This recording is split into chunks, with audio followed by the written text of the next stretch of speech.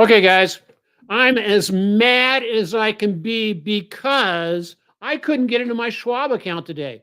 And so, what's Mm. going on? I know a lot of other traders out there couldn't get into their Schwab account, couldn't get into their Fidelity account. And so, what's going on? Are they trying to protect us from ourselves? Or is the market on the brink of a catastrophic collapse? With Mm. so many warning signs flashing red out there, rising employment, soaring interest rates, rampant inflation, recession fears, and chaos from the upcoming presidential election, could we be headed straight into a perfect storm that could bring on a major bear market? Hey, good morning. I'm Dennis Wilborn. I'm with Mike Lamothe and Mike's from Mara Wealth. Hey, Mike, how you doing? Good. How are you? As you can, I'm pissed off, man. I tell you, I could not get into my Schwab account, and all of a sudden, I want to be doing stuff, taking advantage of, maybe some of these buying opportunities. I see Tesla's making a big bounce right now, and I'm going ah. And so it's really frustrating because I thought I would have myself covered. I like to be a good Boy Scout, Mhm. and so I have various accesses I can get into my brokerage account. And today Right, they right. were all busted. So I want to tell everybody, hey, don't panic. In today's episode, we are going to be breaking down each of the critical factors and explaining how they can combine to trigger a market crash like maybe we're seeing right now. Mm. And so I want to welcome everybody to the Trading Podcast. We Mike and I take we really want to shine a light on everything that's going on in the market and blow up trading, debunk trading myths and this type of stuff. Today we're going to dig a little bit deeper though into um, just some of the other things that um, I'm trying to look for my pencil here, Mike. Ah, I'm not seeing it. I see where Um, you are. okay. Oh, there we go. We want to dig into some of the other aspects of some of the things like market psychology behind all these elements, and I want to remind you that each one of these elements, guys, well, by themselves, they aren't going to cause the market crash, but when you start combining them and they start laying on the inertia on top of everything else, those are things that can at least influence. So, again, I'm Dennis Wilborn for the Autopilot Trading. And so, Mike, Yeah. now we approach this topic from not, I won't say different approaches, but Mhm. But we ended up at the same spot. that's what's really interesting because both of us are flat the market, basically, right? Yeah. Got out. Matter of fact, I started sizing down last week, started Yep. breaking, Same. same as you. And yeah, I came out of July. Well, I actually came out, you know, heavily invested mid part of July, but then all of a sudden my system started taking me out because of the rules of my system. And Yep. Same here. and now And we're trading two different systems. It's not where we're mirroring each other. yeah, exactly. And so my question for you is, okay, I know when we talked about this topic of the market crashes and the elements that add to them or Mhm. that could contribute to them, you said, well, those aren't really part. You said those five elements that we're going to talk about here shortly. You said those aren't really part of what you consider for your system. So, what got you? I think this is a very interesting question. What got you out of the market specifically? Sure. So, when I'm doing my analysis, there's a couple of things that I look at. One of them has to do with the actual stocks that are setting up, the stocks that I'm interested in that are setting up in the types of patterns that I'm interested in. So it's almost like if you're going to the store and you know specifically what you want to go buy versus the kind of person that goes to the store on their browsers, right? Like they just walk up and down the aisle, and you spend hours and hours in. I'm describing my childhood here, like going to shopping with my mom. But so yeah, it's when you know exactly what you want to buy, and you have your criteria. It makes it very simple to know, should I be buying something or should I not be buying something? And so last week, I didn't see anything that was setting up, none of the types of setups that I was interested in. And not only that, the quality started to go. Sure. So if there's nothing on the shelf to buy, and anything that's left on the shelf is you're kind of beat up, then there's not a whole lot to do.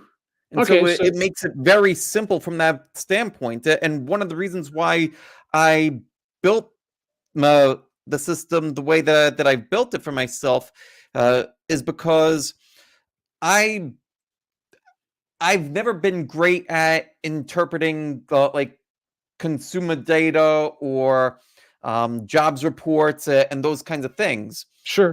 So I wanted something where I didn't need to have that be a factor in my trading. I could still be aware of it from conversations like this or from um, talking to other people, but it's not something that really influences my decision making.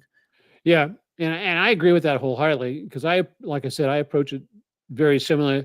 My mentor was really big on, price action is king, and Hmm. and and I don't do the fundamental analysis myself. I hire that out. Investor Business Daily does my fundamental analysis, and then when I look at a particular stock or entity, it has to meet up to their standards for the fundamental aspect, and then it frees me up to just take a look at the technicals. And what I found interesting, is last week as the market continued to weaken, my system as in automatically the autopilot trading system automatically took me out of positions because I started hitting either trailing stops, or in a couple of cases I actually hit my, you know, partial profit targets. And Hmm. with me, as soon as I hit my partial profits, if I hit 10% partial profit, it automatically I raise because I trade with conditional orders, and so I trade on an automated system. Is my If I hit 10% profit, it automatically adjusts my stop loss, the rest of my trailing stop, to Hmm. 10% or even 7.5%. So for that particular position, I'm always guaranteed that I get out with at least a small gain, and so that Oh, works that's for me. great. You know what? And it's interesting that you mentioned that because it was very similar for me in that respect last week too. So I had a position. What was the ticker? BTSG, I believe it was. It was this company in the healthcare sector. It was setting up ahead of earnings. It broke out in one of the patterns that I looked for, a cup with handle, and it was doing well. It hit one of my profit targets, but then at the end of the day, it had this nasty reversal. And I decided to exit on that day. Now, the reason why I decided to exit on that day, and I think it was on Wednesday that I exited this one, if memory serves. Uh, but the reason why was because of danger signals. Hmm. Now, for me, like I rather than you, I use danger signals almost like a trailing stop, but it's where I'm looking for the weight of evidence to tip the boat over. And so if Yeah, there's yeah. enough of these danger signals where like, hey, there's this thing that's wrong, that thing that's wrong, that thing that's wrong, you get enough of those things piled up and then it tips the boat over. So that's what happened on that one. And that's what got me out of the market on that day. Yeah, so yeah, and then like you said, you got to be in flat, but those danger signals when they pop up, you have to pay attention to them. You have to be ready to rock and roll with those, you know. And so one of the things, I'm going to encourage everybody to stick around to the end because we are going to be covering five of the particular indicators or indicators that, when combined, they can at least add initial weight and inertia that can sometimes drive the market into a collapse. We'll talk about those five, and you're going to want to wait till the end because uh, I'll be talking about the one particular one and how it puts together that really drives the rest of that will really shock you. Yeah, and you know what? I'm interested in sticking around to the end too, because these are things that I'm learning along right with the audience. Because like I have my way that I'm looking at certain things. Dennis is looking at other elements. Yeah. So for these, like I'm very curious to hear how these things stack up and how you're using them. Okay, well, no, I appreciate that, Mike. Yeah, what I guess I'm a little bit of a I hate to use the term. I'm a little bit of a political wonk from the aspect Political of one. a political wonk. Yeah. Okay. And what I do is I pay attention. I try to pay attention to what's going on in the country. Um, I pay attention to the governmental reports about the Hmm. economy and all that kind of stuff. I some it's so funny because the first thing, well, one of the things we can talk about today is that aspect of recession, right? The big Hmm. R word. Well, what's funny is how we used to define recession back a long time ago. Hmm. We don't do that anymore. So in other words, the government changed the rules about what they report, and Hmm. therefore, is it to make is it, and so now they say, oh no, we're not in a recession, even though economists say that we've been in a rolling recession now for almost 3.5 years. Now, a rolling recession is where it rolls from one sector to another sector to another sector, and that Hmm. goes into recession. And now they may be all piling up to a larger, aspect. And so, but before we get to recession, let's talk a little bit about and some of the other contributing factors, and let's kick off with unemployment. Okay. So, with unemployment, when we take a look at it, it's the jobs report gets reported, every 2 or 3 weeks, or, every 2 or 3 weeks, we get a jobs Right. report every month. And it, in the past, has become, in the past, I'm talking going back into the early 2000s, right? Before the dot-com bubble, the Okay. employment reports always had was a big factor on driving the market. Hmm. Not so much anymore. And sometimes I wonder if it's because, rising unemployment, while it is a canary in the coal mine Hmm. of for the economy, because of the way we report now on unemployment, such as um, they didn't used to, count as heavily the government employees Hmm. in the employment in the unemployment number, the employment numbers. And so, because the government has been hiring, it makes the employment look better than what it really is in Ah. private sector jobs. Okay. So everybody goes, oh, our unemployment is, let's say what it is right now, 5.5% or something like that. And but growing. So because of the government jobs, and the state of California, this is a really big deal out there because they've had like 500,000 people, or approximately, somebody can check the numbers on it, but a lot added to their employment that are government workers. Hmm. However, what's been going on with California? Yeah, it's Well, been a mass California, exodus. yes, of the types of jobs that actually pay for the government workers. And so, if you're a business person, or if you're not a business person, if you look at it like, if I'm employing, okay, if the government is increasing their number of employees, just look at that as being overhead, Mm. administrative cost. but the productive people are leaving and no longer paying into the tax coffers, and Hmm. therefore we're just driving up debt. And we're seeing that not only in, so that's one of the areas that when that starts to happen, that's, one of the places where unemployment is one of those elements that when the true numbers come out, the economy doesn't look nearly as rosy as what they would want us to believe.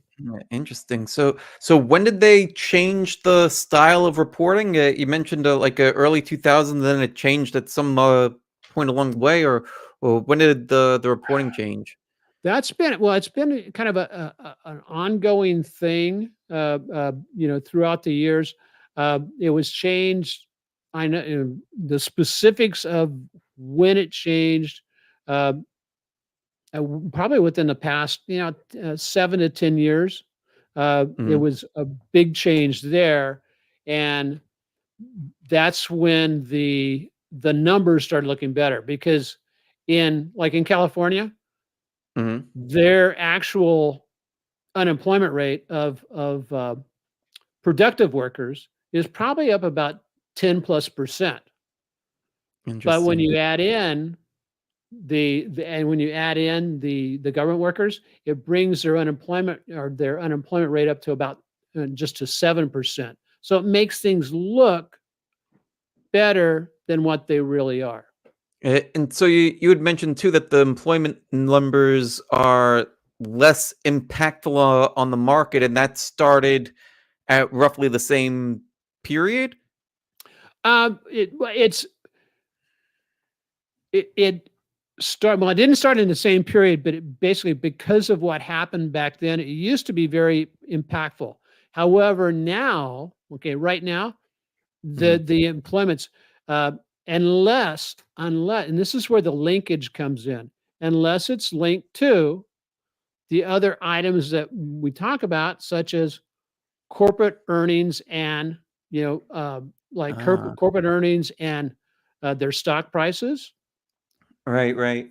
and how those get sometimes, I'm not they do get manipulated.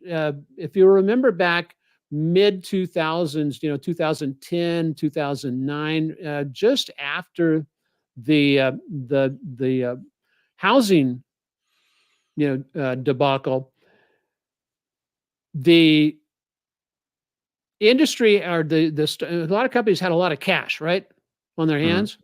And so what did they do? They started buying back their shares, right? So they buy back their shares, increasing the price of their shares, making it appear like, oh, this is a really healthy company. But the growth was actually not due to production, not due to anything like that, but due to the growth of the price of their stock was due to them buying back their own shares because they came back And with a when did lot. that happen? Oh gosh, that was mid 2000, 2000, yeah, about 2009, 10, 11 through about 2015. And so Oh man, now, that's hilarious. And I'll tell you why it's hilarious. So I graduated with my bachelor's in 2002. okay. And one of the things that they had us do for the senior project was this uh, simulation, business simulation. And one of the things that we could do each quarter, you had a product and you could have the marketing of the product, but one of the things that you could do is buy back shares. Yeah. So one of the things that I had us do was buy back shares every quarter, and so we ended up being number one in the class because we were generating our own demand for. There you go. And so, And so, and it's so funny because, like I said, going through several cycles like that, I remember back in 1999, 1990, the late 90s, 1990s, right before the dot-com bubble of 2000, is that, the mantra there was earnings don't matter. Okay. And mm, earnings don't matter. And this time it doesn't matter. but Mhm. that was proven to be totally false, that it turns out, yeah, earnings do matter. And the companies who started generating profits and earnings, such as Amazon, Apple, uh, you know, well, Apple really jumped on it about 2004, but Amazon, Google, those were .com companies, but they survived because of their business plan. You talk about trading plans; they survived because of their business plan that resulted in them starting to generate the profits, becoming profitable, and had great earnings. So, so that's kind of where we at. That kind of covers us on the employment. The I talk a little bit about, yeah, the manipulative employment numbers. While employment numbers can look like they're improving, you got to take a look under the hood to make sure that it's just not misleading. So unemployment is just one of the thing to look at uh, regarding people losing their jobs. When people lose their jobs, though, um, you know, one of the other things that makes it really challenging is, how do we adopt for the domino falling of higher interest rates? When people lose their jobs, Mhm. they tend to go on credit, right? They start using Oh, their sure. credit cards. Yeah, people are And using credit cards now more than ever just to afford basic necessities. yeah, and what's happening with the credit cards with the higher rate, the higher interest rates that are charged on the Mhm. credit cards now just is shocking. On some of them, I've seen some credit cards, they're charging almost 25% per year. I mean, I think they're part of the mafia or something, you know? Is it the part of the New York mafia or something out there going on? I think that you're seeing better rates, than I am. I've seen it, as high as, like, 33%. Are you kidding me? I mean, that's Uh, that's and so what happens when that happen, when that happens, with regards to the higher interest rates, not only does it impact the individual consumer, and which slows down the growth of the economy, because a long time ago the US shifted from a production economy to a consumer economy. And when mhm, things start going crappy for the consumers, where they can't buy stuff, well, guess what mhm. it does? It adds to the weight of what we've been talking about, that can lead to recession, and the higher interest rates also add into that, unemployment issues, which then adds just one more brick to the load of the economy that the market is hanging on to. Interesting, but so all this stuff has been looming, right? Like, none of this stuff is new, and so, well, one of the things about the market that I've learned is that the market's forward-looking, Yes. right? So if the Well, market we should, is we should be scared right now. Go ahead. so if the market is forward looking and all these things have been, well, it's not where these elements lined up today and then the market is collapsing because it's, yeah,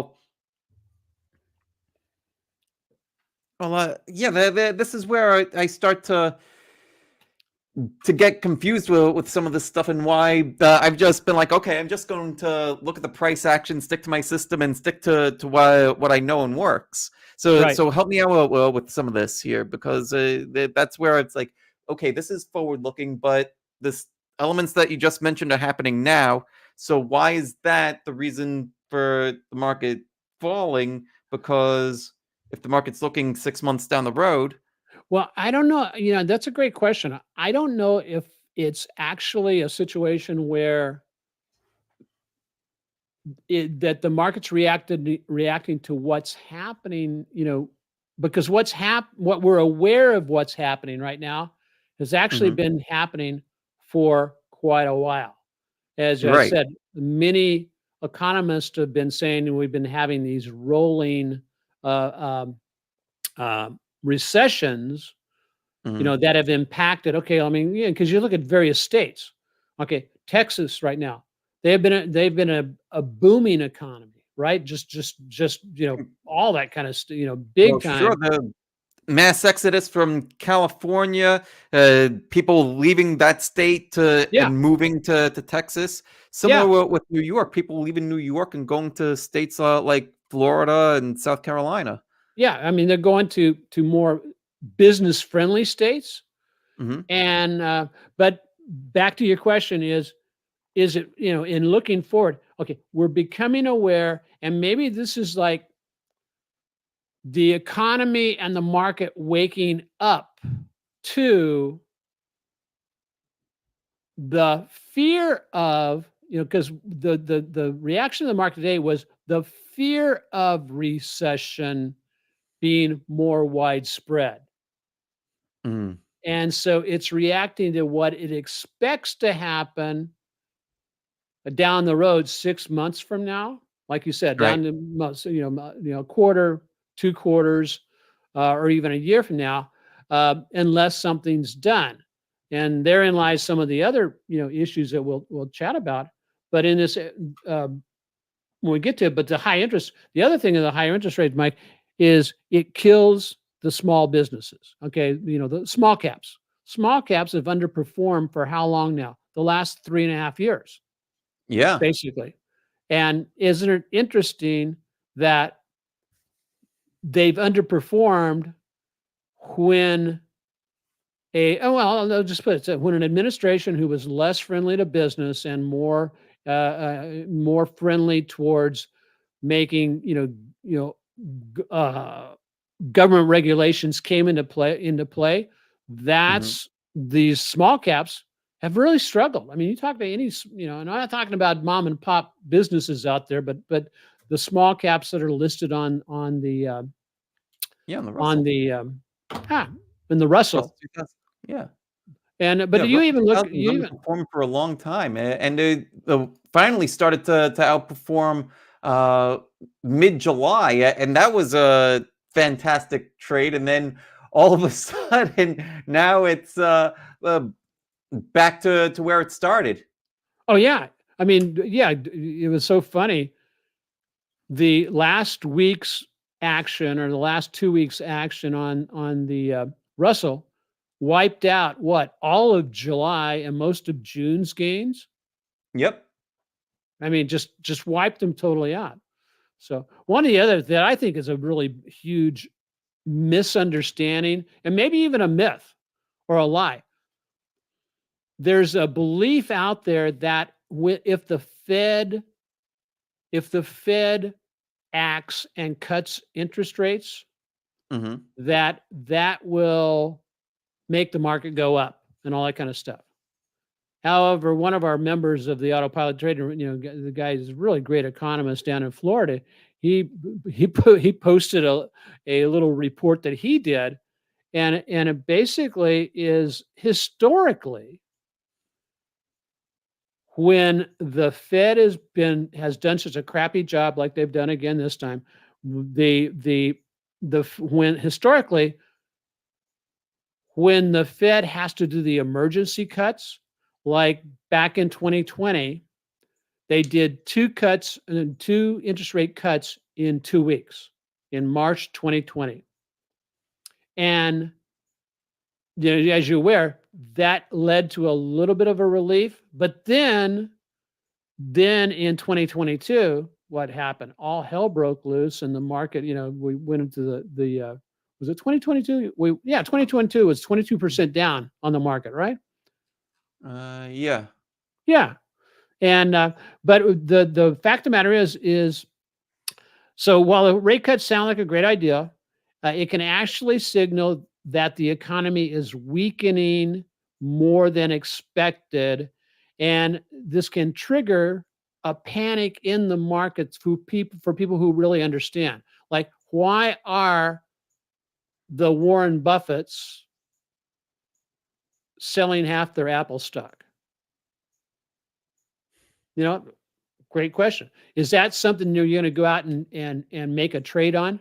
Heavens no. You're going to watch the, you and Mhm. I are going to watch the charts Right. because one thing about watching charts that I really love, Mike, is I can go back in history and look at a chart, and even though I don't know specifically what happened, what was the Mhm. cause, I can look at a chart and say, okay, something happened right there that made this, that drove this market into a bear market and all that kind of stuff. And did you know that you can actually go back to 1929, look at the stock market crash of 1929, and about 3 to 4 months after the stock market crash, the market was starting to come back on its own. Mhm. And then the government showed up, started taking Uh-oh. actions to help the economy, Of and course. drove the that bear market into it lasted for like 3.5 years approximately, and Mhm. it actually made it their interference made it worse than what actually transpired. So, okay, hey, let's jump Uh, in. We you talk. never So, learn. what's that? You never learn. So what's you okay? So far, from what you've heard and seen, what's your thoughts? Are these important factors to at least be aware of? No, I I'm still on the side that like, okay, so if prices are setting up and I'm looking at price behavior, if I'm looking at price behavior, then I know the actions that people are taking. Yeah. So if I if I have an idea of what these reports are and what they're saying, then I can take that and I could look at the price action. I can see where prices are, where they've been, how they're behaving now, and from there I can perhaps ascertain. Well, here's what the market thinks, at least Okay. at the moment. Right Right? on. Even if it's moving sideways, if prices are moving sideways, we could see, is there a lot of volatility or is there not a lot of volatility? Is there a lot of volume or is volume drying up? And Okay. it's those kinds of things that can tell us if there's opportunity, right? Because I consider myself to be a little bit of an opportunist where I'm looking for these particular patterns and I'm going to act when they're present. So I'm looking Right on. for the opportunity. If the opportunity isn't there, meaning that, okay, it's high risk, high reward, or maybe there's uh, low risk, high reward, but the probability is poor, then I'm not interested in that. I'm only interested when it's high probability, high reward, and low risk. And Okay. that's for me. That tends to be not so often. It's very select opportunities. So I'm not really trading all that often. So yeah, no, I love that. And like I said, like we said when we first got started, that I don't take any of these five elements by themselves to make trading decisions. Because I'm Right. making my trading decisions off the technicals because I think the technicals show or the charts.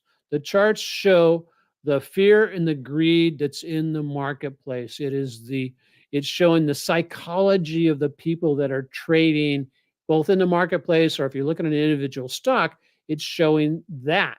Um, Mhm. but at the same time though, like I said, I kind of like to it's like being aware of which way the wind is blowing when you're sailing. Mm. I Okay. wanna I like I said, now there are ways that you can sail, like you can tact into the wind, right? To Hmm. basically make headways if you're trying to sail into a headwind. Well, it's the same way if I know there's that headwind, I know that I can expect to, and I built this into the system, Mhm. that into my system, that it will automatically take precautions. Like as an example, when the markets start to weaken, I have a rule that says, okay, I don't buy any more than a half position and sometimes a Mhm. quarter position.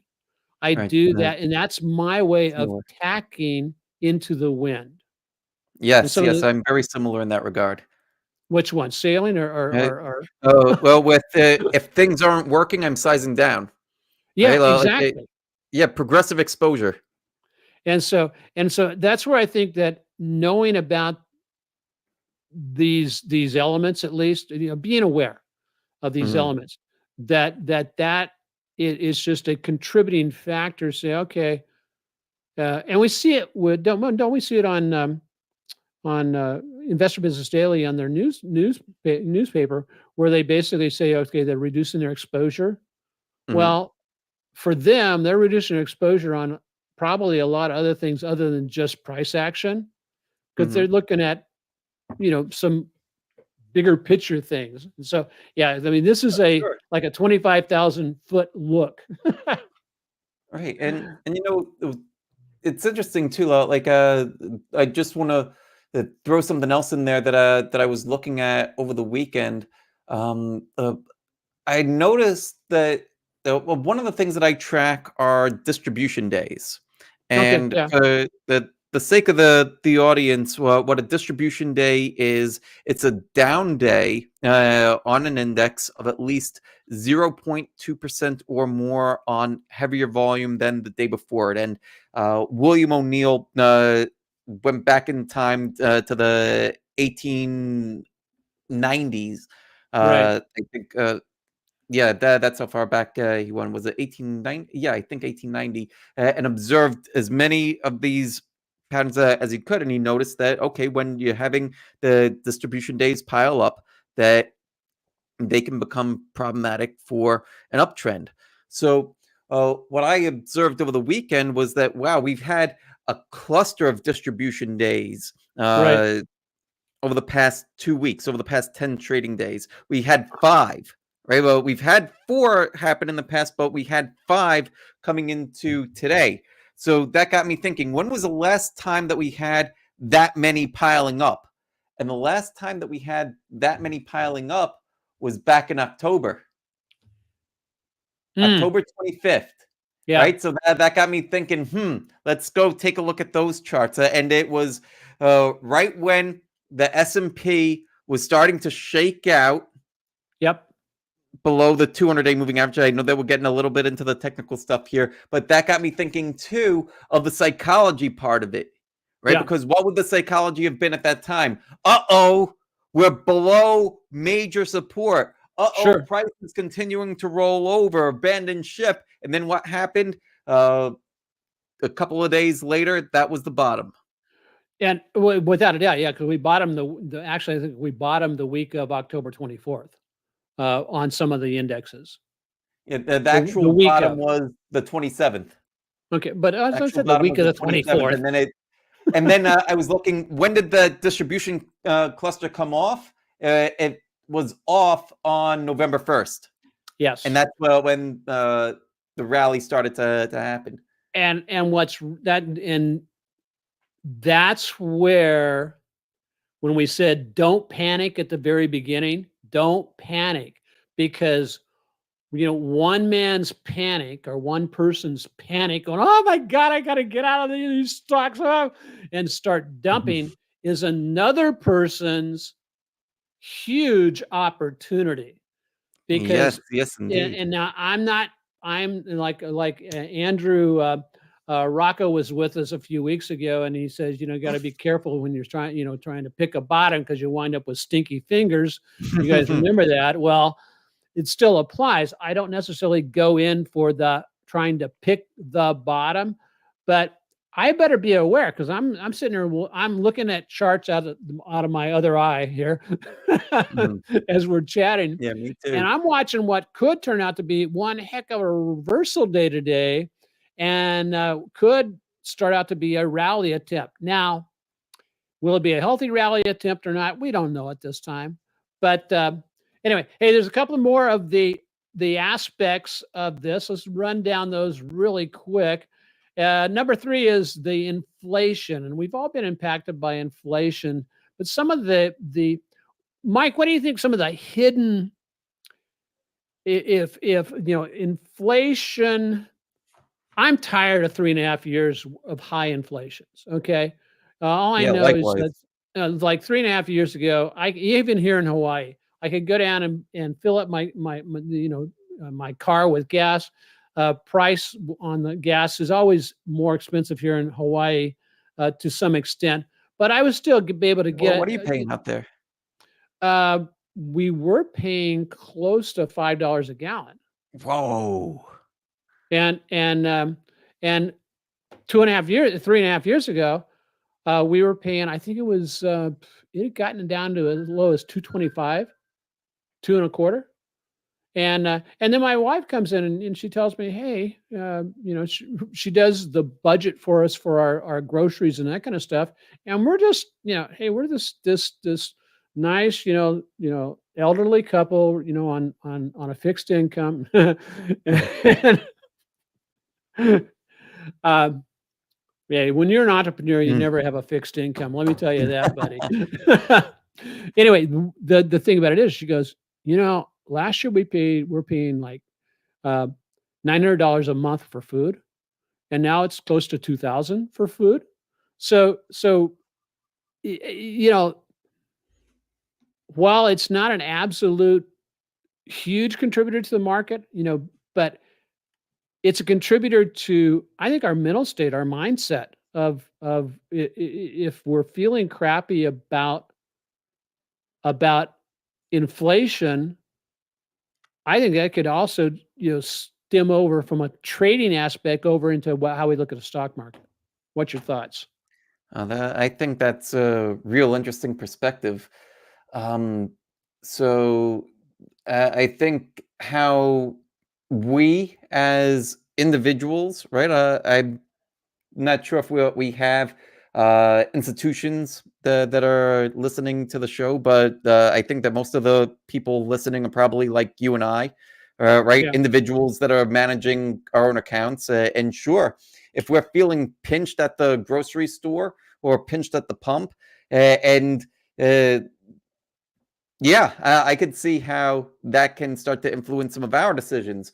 But that's one of the reasons why I think that it's so important to have a business plan for trading, because if you're following that, then should how you feel at the grocery store influence your trading? I, for me, the answer is no. For me, the answer is what's on the chart, what's passing my screens, okay, and do I have quality setups here? Yes or no? And if I do, then I'm putting money to work. And if I don't, then I'm sitting on my hands. that's awesome.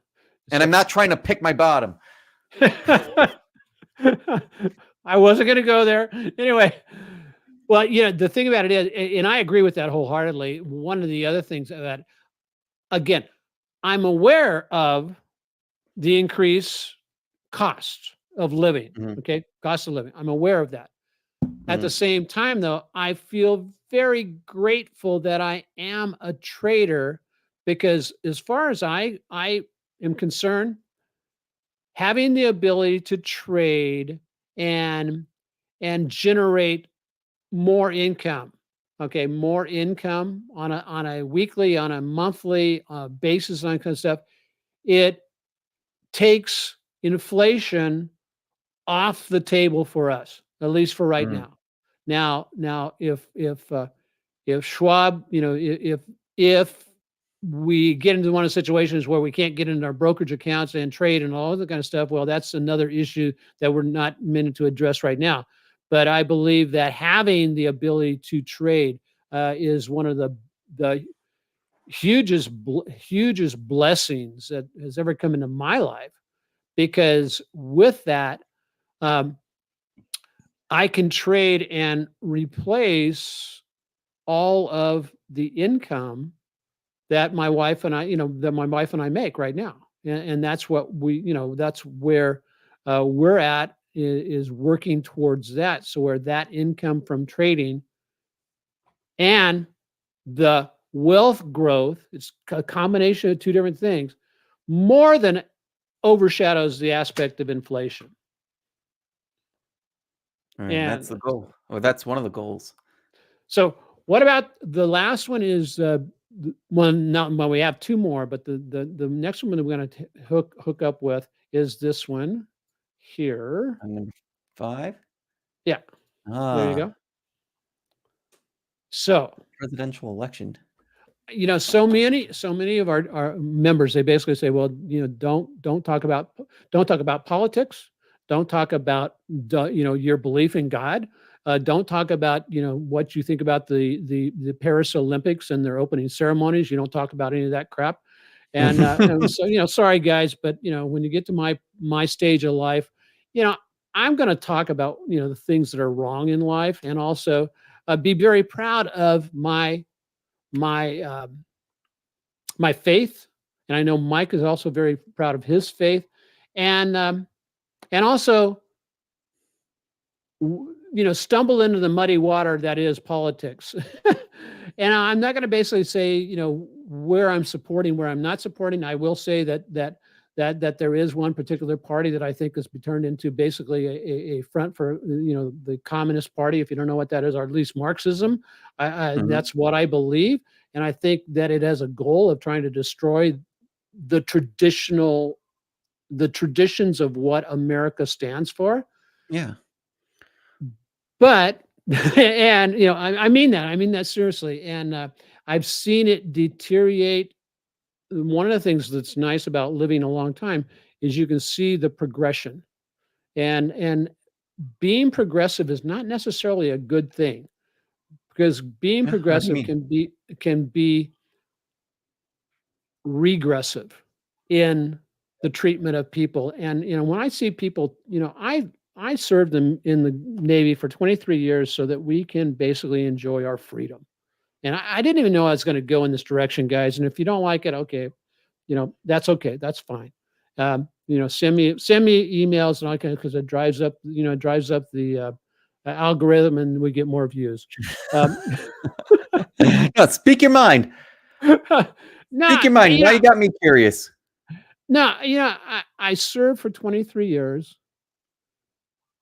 I remember, when we went through Sear School, which is search and rescue, and they put us into a prisoner of war camp to go through that exercise. And Mhm. they put us in these little cubicles. I mean, they were literally little 3 by 4 cubicles that were about 3.5 foot tall. You had to sit on a 2 by 4. You had a coffee can to be able to pee and do that kind of other stuff in. And you Mm, stayed there. jeez. And in the background, they played this weird music from like Joan Baez and all that kind of stuff. And it was to experience just briefly what some of our prisoner of wars experienced during the Vietnam War and after that. And all I know is it give you a lot of time when you're locked in a little box like that. It gives you a lot of time to think Mm, about a lot of stuff, about life in general. But when they brought us out of those boxes, they took all the junk music that they left on all night long to keep us awake and deprive us, when they weren't trying to stick pencils up our nose, or a 38, aim between a 38 caliber pistol aim between our eyes. So we'd experienced that. They brought us out the final graduation day, and they took down the communist flag that was over the compound, and they put up the American flag and played the national anthem. And it still brings tears to my eyes. And that was, gosh, almost 40 plus years ago that I experienced that. And that's what a lot of our veterans, and that's a lot of our folks go to. And it breaks our heart to see the path that some want to take our country down. and it just breaks my heart. But so anyway, so enough of that. Before I wax nostalgic here, Mhm, and but we do have to be aware because of the presidential cycle of mhm, where's it going to drive the market. Okay, we know what to expect. Okay, if Kamala Harris gets elected, it's going to be basically probably a lot of the same thing that we've had for the last 3.5 years. mhm. And if you're good with that, that's good. But how's that going to drive the market? Now, we as traders have to lift ourselves above the politics. Right. And still, as you said, Mike, it shouldn't matter if we're just watching the charts. If we're basically basing our decisions off of sound fundamentals and then price, basically just the price action and following our rules, then the presidential cycles shouldn't matter as far as our response to the market. But of course it will shift the economy in a lot of different ways. So anyway, like I said, politically, is an uncertainty combined with economic instability, and it's a heck of a dangerous mix. And so I don't know. You can tell me what your thoughts, and if I got too off base there, you can reel me in. Yeah, no, no, I love hearing your stories, and I'd love to hear more of your stories. For me, Mm, I'm trying to think back to the last couple of presidential cycles, and one of the things that I remember leading up to was increased volatility, not seeing a ton of the kinds of setups that I'm interested in, yeah, and as a result, sitting and waiting.